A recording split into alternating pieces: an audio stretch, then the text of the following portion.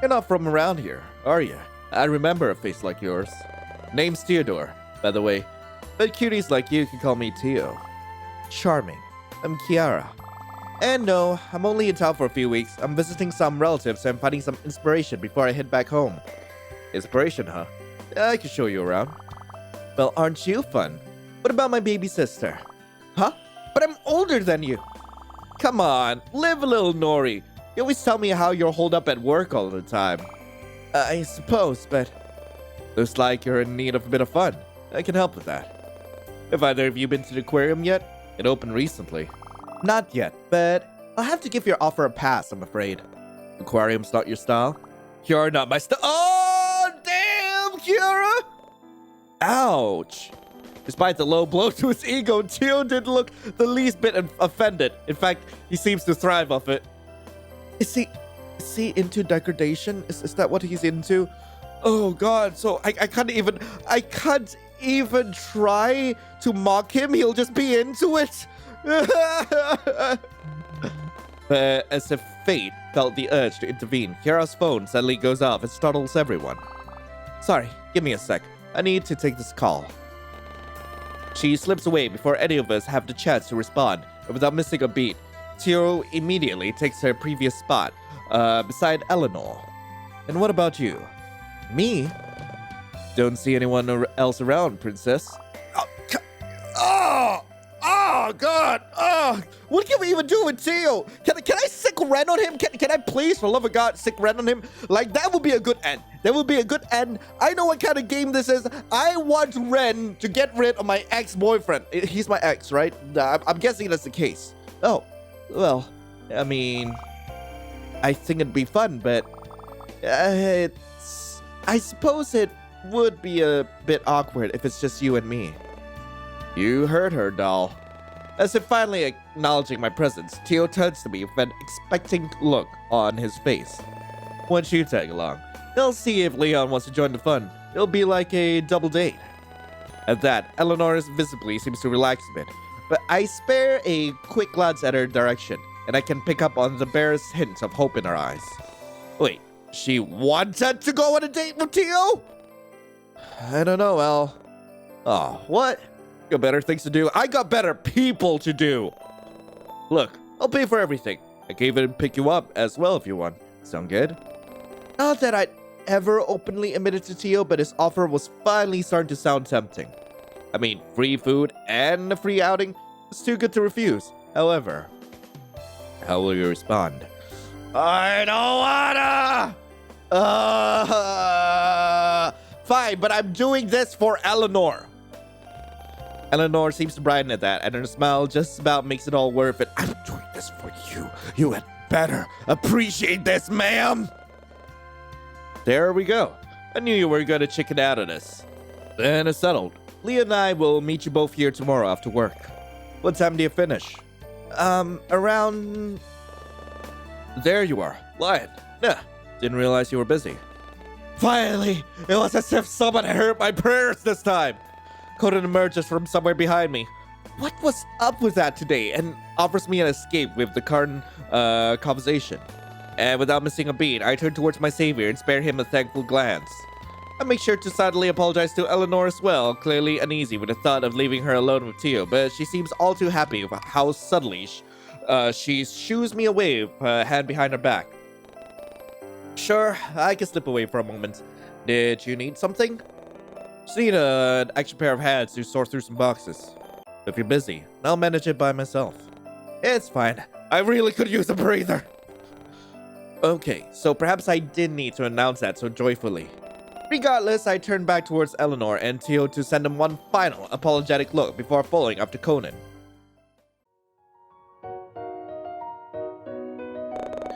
Apologies for that. Didn't mean to steal you away from your friends. This happened to be sorting through all the books a coworker managed to knock over this morning and making sure they were all in the correct category before putting them back onto the cot. It felt eerily similar to what I had been previously doing with Eleanor, only this time, there weren't any Theo-shaped annoyances to keep me company. But man, I swear, Conan had to be the only boss who'd be perfectly fine with the employees slacking off to talk with their friends instead. He hadn't said a word about Tio, and probably Kiara too, depending on how long he'd been standing behind me, and seemed more than okay with us huddling around the reception desk. Deciding not to push my luck, I returned Conan's soft look with one of my own. It's fine, don't worry about it. I mean, meaning to us. Actually, has everything been going alright with you? Nothing shady been happening lately? What do you mean? You haven't heard the news? There's been a few murders happening in the Bay Area recently. Admittedly, I've been worried for your safety as of late. You live by yourself, correct? Yeah, but my neighbor checks in on me almost regularly. Now that I think about it, she's also been concerned for my safety. That's good. I'm glad. Listen, if something ever happens... Conan awkwardly glances over his shoulder before returning his gaze back to me. Nothing but sincerity stares back and I find myself in stunned silence. Here, it's my personal number. But due to the lack of clarification, I ended up sending him a confused look instead of thanking him. I know you've recently moved to Cortland Bay, but you forgot to put someone down as your emergency contact. I'm worried you won't have anyone to call in case something does happen. I want to make sure you're safe at all times. Oh, thank you, Conan. Of course. He gives my shoulder a gentle pat before returning to his original task. The conversation falls back into an easy, comfortable silence, and I pocket his number before pouring all my focus towards the books laid out in front of me. The rest of my shift passes by uneventfully, and at some point, Eleanor informs me that Kiara had to leave for work-related matters, and wouldn't be coming back for a few days. Still, it was really nice to finally meet Eleanor's sister, and was even kinder of her to give me a fountain pen before she left. Or at least I assumed it was Kiara. I found the expensive-looking box sitting on my desk once I returned, and wasted no time in opening it up and examining the contents. The pen itself appeared to be made from extremely high-quality materials, and the cursive L plus R logo looked rather fancy underneath the light. I made a mental note to get something for Kiara as well before pocketing the pen next to Conan's number and packing up my belongings for the day. But as I'm slipping out the library's back door, I noticed a familiar broad backside, a patch of blonde hair, and a bright red Hawaiian shirt standing near the alleyway's entrance. I thought it was tomorrow! What do you mean it's today? What do you mean it's today? As if sensing my presence, Leon turns around and greets me with one of his familiar warm smiles. G'day, Darryl. Been a while. He sends me a toothy grin before making space for me within the group. Eleanor greets me with a delicate wave, and Teal looks moderately annoyed as usual. I don't know what I ever saw in you. Why are you in my life? Teal was just introducing me to Eleanor and yarning on about this little outing he has planned. Hey, how come you never told me you've never been to the aquarium before? Makes sense though. I reckon it was built after you left the bay, right? So I doubt you had time to check it out. Pretty much. Most of my free time has been taken up with moving and unpacking boxes. I couldn't help but find myself agreeing with his words. It was crazy how Leon seemed to know me so well, even though we hadn't had the chance to speak to each other like this in a while. But I'm curious to see what it's like. What about you, Nori? I couldn't help but let Kiara's nickname for her slip. Huh? Oh, yeah, I'm the same. I'm looking forward to tomorrow. Never been to an aquarium before, so this should be fun. It is supposed to be tomorrow! So what are you both doing here? Well, here's hoping the weather will be more lenient tomorrow. It was pissing down buckets yesterday, wasn't it? Did you make it home alright, Sunfish? All of a sudden, that eerie feeling comes back, and I resist the urge to turn around and look behind me. I only now notice that I have had my back to the dark alleyway this entire time. Lion? Sorry, what was that? You alright? You look like I've seen a ghost. I watch as Leon looks behind me before glancing at Tio and Eleanor for what seems like reassurance. Yeah, nah, it's nothing. Guess I've had a long day at work. Really long day thanks to you? Nah, I get it. Feeling tired? You should head on home then. Please, don't let us keep you longer than we should. Let me drop you off. Car's out front. As much as I appreciated everyone's concern, I honestly want to be left alone right now to clear my head, and going on a walk would surely do me wonders. Besides, it was still somewhat bright out, and there were people around, so I had no reason to worry about my non-existent stalker. I also heard that some new merch arrived at the local manga store, which I've been meaning to check out, so that would surely help to get my mind off things. It was along my route home anyway. What harm could possibly come out of a quick detour?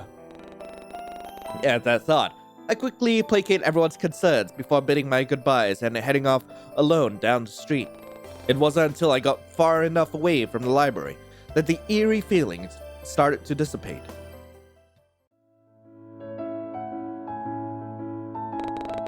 The nostalgic smell of comic books and plastic greets me as I enter the all-too-familiar manga store and immediately beeline my way towards the anime aisle. I set on collecting the last remaining accessories for my mini Attack on Giants display, and I was about to let my paranoia get in the way of that. But as I was passing through a few of the aisles, I noticed a familiar shade of pink near the cashier. Is that Ren? Is it? It's my boy! Even though he was wearing a mask and had his hair tied back, I could easily pick out his large and lanky frame anywhere. Sneaking closer, I noticed how he appears to be in a hushed conversation with the manager about something confidential, if their closeness was anything to go by, before he places a thick manila envelope into her hands and leans back. But before I have the chance to make myself known, Ren is already turning on his heels and slipping behind the large racks filled with cosplays and gaming-themed apparel. Chase after him! Chase after him! Can I please chase after him? Am I? His height does him no favors though, as I watch his head peek out from the top as he bobs and weaves his way towards the side entrance. At that very moment, my phone decides to jump scare me by suddenly going off, and it startles me enough to temporarily forget about Ren. Letting out a string of curses, I reach into my back pocket and pull it out, only to see Moth's name flash on the screen. With a grin, I accept the video call and hold the phone up to my face. Oh, I thought Moth was someone else! Hey, listen, now isn't really a good time to talk, but... no, this is terrible. Get well soon. Oh, sorry for your loss, or whatever. Anyway, listen. Guess who won an all-paid holiday trip overseas? Me! That's who. It's been a while since I had last seen Mom's face, but they appeared just as boisterous as I remember them. For free too! I mean, okay, yeah, I still need to pay for food and stuff, but... Hey, where are you? I'm in a manga store. Hold on, can we backtrack for a second? You got free tickets? To where? Is that a Haruko figurine? Can you get it for me? Please, please, please, please! Moth, I'll pay you back, I promise. I'll pay for shipping too. It's so cute! Look at his little outfit. Look at his tiny little jacket and tiny little shoes. With an eye roll, I reach behind me for the figurine, but not before picking out the accessories I originally came here for. I slowly make my way towards the cash register. Once Moth's hoots and hollers calm down, I gently try to coax them back into the original topic. Oh, right, you asked where I was going. Well, it's actually a surprise. Seriously? A good surprise, though. Hey, are you still in Corlet? For a brief moment, the screen starts to lag and a loading symbol pops up. Moth? That. I'll be in almost that. Okay. Their voice cuts in and out, giving an almost robotic effect before the screen eventually fades to black. I'm guessing I'm going to be seeing Moth in Corlin Bay. That's great. It's been a while since I've seen them. With a heavy sigh, I end the call and shoot Moth a text to let him know that they got disconnected yet again. But as I absentmindedly look out the window, I notice the blurry outline of Ren's figure sitting on the bench outside, busying himself with what looks like his phone. Next! The cashier's voice pulls me away from my thoughts and I quickly pay for my purchases, all while sparing not-so-secretive glances at Ren from beyond the shop window to make sure he's still there. It was strange, but I couldn't help but hope I'd get a chance to catch up with him on my way out. I know it'd barely been more than a day since I last saw him, but I still wanted to thank him for the date he took me on yesterday. The cashier pulls my attention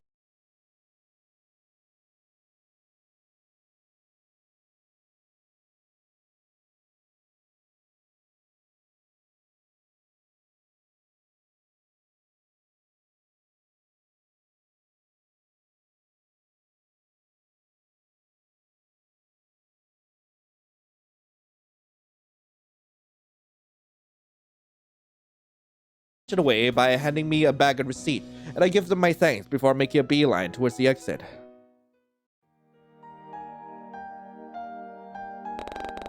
But just as the door swings open, I noticed that Ren had already left. He was no longer at the bench where I last saw him, and I couldn't spot him on either end of the street either. It was like he was never there in the first place, and I almost find myself wondering if I had imagined the whole thing. I was starting to see him everywhere, anyway, and it was beginning to come across as creepy. But Cortland Bay isn't that big of a coastal town in retrospect, and I'm sure we were about to run into each other again sooner or later.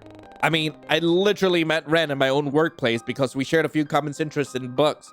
His just so happened to be about native flora. That kind of stuff wasn't something either of us could control, and I was most likely looking too deep into it still. It felt strange all the same. Oh well, there's no use dwelling on it. I still had Ren's number saved to my contacts anyway, so I could shoot him a text or even a call if I really start to miss him.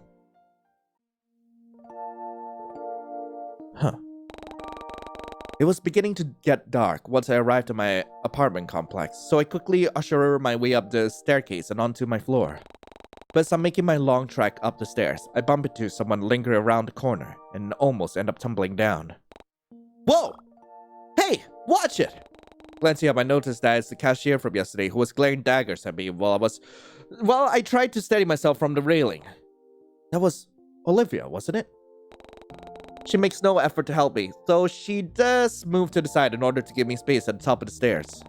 It was then when I take notice of the ginormous basket of laundry in her arms, and it makes me wonder if she was actually going to carry it all the way to the laundromat by herself. Clearly, she was stronger than she looked. Sorry, yeah, I didn't mean to. Olivia cuts herself off once the severity of the situation finally sinks in, before she sucks in her cheek and lets out an exasperated chuckle. Seriously, what could she possibly find so funny about this situation? Of all places, a staircase. Really? Your boyfriend sure has a screwed up sense of humor. What? That's nothing. Look, I didn't mean to knock you down the staircase like that. I've got a lot on my mind lately, and I wasn't looking where I was going. Hey, it happens. It most certainly didn't. But Olivia seemed to be having a rough day, so I wasn't going to make things worse by being rude to her. She already looked on the edge for some reason, especially of how she kept sneaking glances over both our shoulders. It was almost like she was looking for something, and I would have asked her about it if she didn't